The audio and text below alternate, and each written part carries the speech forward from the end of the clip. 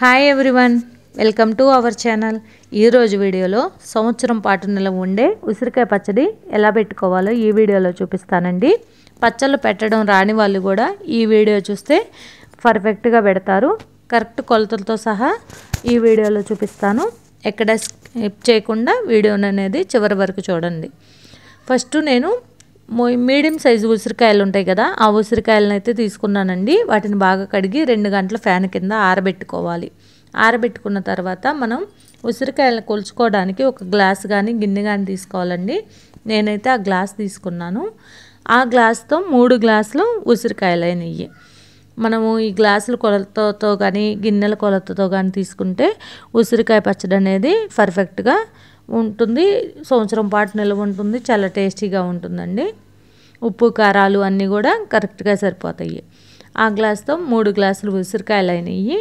ఈ ఉసిరికాయలకి తగ్గట్టు 3 పెద్ద ఎల్లిపాయలని పొట్టు ఒలిసి ఓ పక్కన పెట్టుకుందాము. ఫస్టే ఇవి రెడీ చేసి పెట్టుకుంటే తర్వాత మనం పచ్చడి పెట్టడం చాలా ఈజీగా ఉంటుంది. పెద్ద ఉసిరికాయలతో అయితే పచ్చడి టేస్టీగా ఉండదండి. ఇలా మీడియం సైజు ఉసిరికాయలనే పచ్చడికి తీసుకోండి. ఆ తర్వాత స్టవ్ వెలిగించుకొని స్టవ్ మీద కడాయి పెట్టుకొని ఒక పెద్ద టేబుల్ స్పూన్ ఆవాల్ని, అంటే 4 స్పూన్లు ఆవాలు, 1 స్పూన్ మెంతులు వేసుకొని సిమ్లో వేయించుకోవాలి. బాగా ఎక్కువ వేగనివ్వద్దండి. ఎక్కువ వేగితే ఆవు పిండి అనేది చేదొస్తుంది. మౌనంగా వేయించుకొని మిక్సీ జార్లో తీసుకొని బాగా చల్లారనివ్వాలి. ఇవి చల్లారేలోపు ఇంకొక మనం ఏ గ్లాస్తో అయితే ఉసిరికాయలు కొలుసుకున్నామో ఆ గ్లాస్తో 1/2 గ్లాసు కల్లుప్పు తీసుకొని కల్లుప్పు కొంచెం చెమ్మబోయే వరకు 1 నిమిషం సిమ్లోనే వేయించుకోవాలి. ఇలా వేయించుకోవడం వల్ల ఉప్పులో ఏదైనా తడివి ఉంటే పోతుంది. పచ్చడి ఎక్కువ కాలం రుచిగా ఉంటుంది, నిలవ కూడా ఉంటుంది. ఇలా వేగిన ఉప్పును కూడా ఒక ప్లేట్లో తీసి పక్కన పెట్టుకొని మనం ఉసిరికాయలు గొలుసుకున్న గ్లాస్తోనే 1 గ్లాసున్నర వేరుశనగ నూనె తీసుకోవాలండి. పచ్చడికి వేరుశనగ నూనె అయితే బాగుంటుంది, లేకపోతే నువ్వుల నూనె తీసుకోండి. ఇంకా సన్ఫ్లవర్ అలాంటిది అయితే పచ్చడికి బాగుండదండి. వేరుశనగ నూనె గ్లాస్తో 1 గ్లాసున్నర తీసుకొని బాగా హీట్ అవ్వకూడదండి, కొంచెం వేడైతే సరిపోతుంది. ఒక 50% నూనె వేడైన తర్వాత మనం కొలిసి పెట్టుకున్న ఉసిరికాయల నుంచి సగం ఉసిరికాయలు అయితే వేసుకొని మంటను మీడియం ఫ్లేమ్లో పెట్టుకొని కలదిప్పుకుంటూ వేయించుకోవాలి.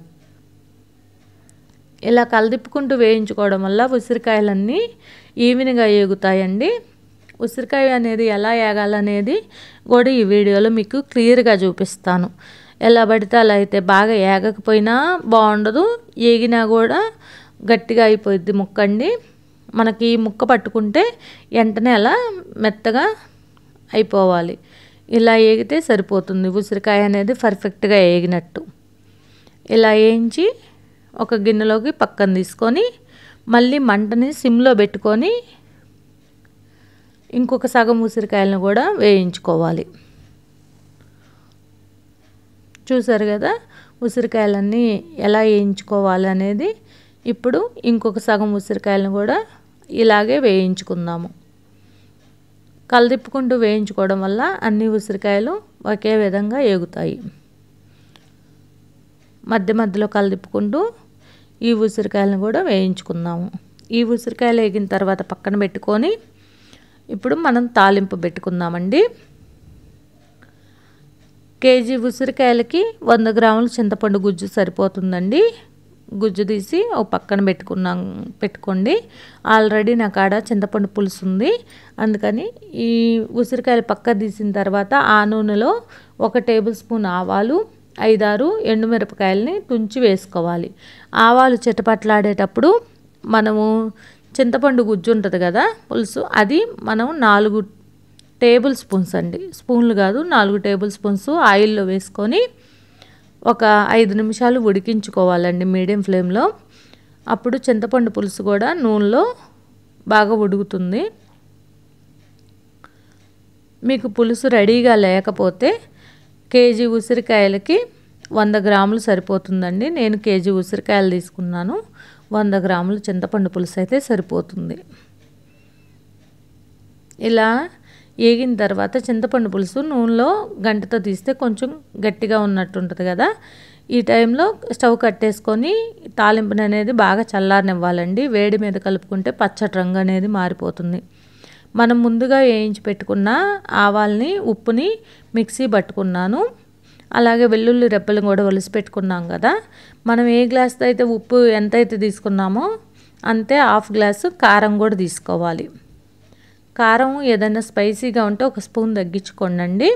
కారం కరెక్ట్గా తీసుకొని ఆ ఉప్పు వేసుకున్న మిక్సీ జార్లోని కారం కూడా వేసుకొని మనం ఒలిసి పెట్టుకున్న వెల్లుల్లి రెబ్బల్లో నుంచి సగం వెల్లుల్లి రెబ్బలు వేసి కోర్సుగా గ్రైండ్ చేసుకొని తీసుకోవాలి. ఇలా తీసుకోవడం వల్ల పచ్చడి చాలా రుచిగా ఉంటుందండి. కొన్ని ఎల్లిపాయలు విడిగా పచ్చళ్ళు వేసుకొని కొన్ని వెల్లిపాయలను అయితే ఇలా కోర్సుగా గ్రైండ్ చేసి తీసుకోవాలి. ఈలోపు మనం ముందుగా తాలింపు పెట్టుకున్న నూనె కూడా చల్లారిద్ది. మనం ఇవన్నీ రెడీ చేసుకునే లోపు తర్వాత ఈజీగా పచ్చడి అనేది కలుపుకోవచ్చు. ఇందులోనే ఒక స్పూను పసుపు కూడా వేసుకోండి. పసుపు అనేది కలర్ కానీ టేస్ట్ కానీ బాగుంటుంది. ఇప్పుడు ఆయిల్ అంతా చల్లారింది కదా. ఇందులో మనం ముందుగా వేయించి పెట్టుకున్న ఉసిరికాయల్ని, ఉప్పు, కారం, ఆవపిండిని అన్నీ వేసి బాగా కలదిప్పుకొని మూత పెట్టి ఒకరోజు పక్కన పెట్టాలండి. ఒకరోజు అలా పక్కన పెడితే ఉసిరికాయ ముక్కకు అనేది ఉప్పు, కారం, పులుపు అంతా బాగా పట్టి పచ్చడి అనేది చాలా టేస్టీగా ఉంటుంది. ఆ తర్వాత మనకి ఉప్పు కానీ కారం కానీ ఏదైనా సరిపోతే కలుపుకొని ఒక జాడీలో పెట్టుకొని స్టోర్ చేసుకుంటే 1 సంవత్సరం వరకు నిల్వ ఉంటుందండి.